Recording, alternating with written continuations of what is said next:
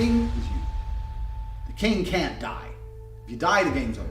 You cannot be trapped, you cannot die. So every single piece is disposable besides the king.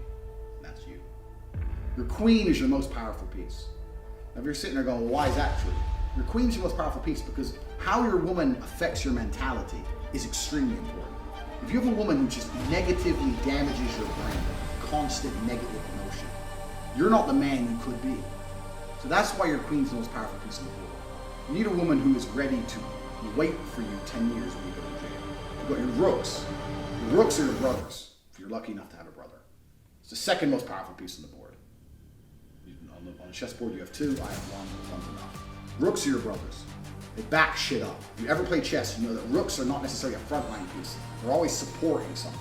You put a rook behind a pawn, and you fire that pawn off the board. Or you put a rook aiming at the king to add pressure. You can attack that square with weaker pieces. That's what rooks are for. You have your knights and bishops. These are close friends. Close friends that you've made. Maybe you'll have 5 close friends in your life that you've known for years and years. People you work together with, people you make money with. If you're sitting there going, I don't have a close friend I make money with. What are your friends for if it's not for conquering the world? And then you have your pawns. And your pawns are employees. Because pawns are the most disposable piece on the board. They're extremely important. And a good pawn can get to the end of the board and become something else. But in general, pawns are there to protect the other pieces, and pawns are there to die. This is the reality of life, and it's reflected perfectly on the chessboard. Chess is a game of 3 stages. There's an opening, there's a middle, and there's an end game.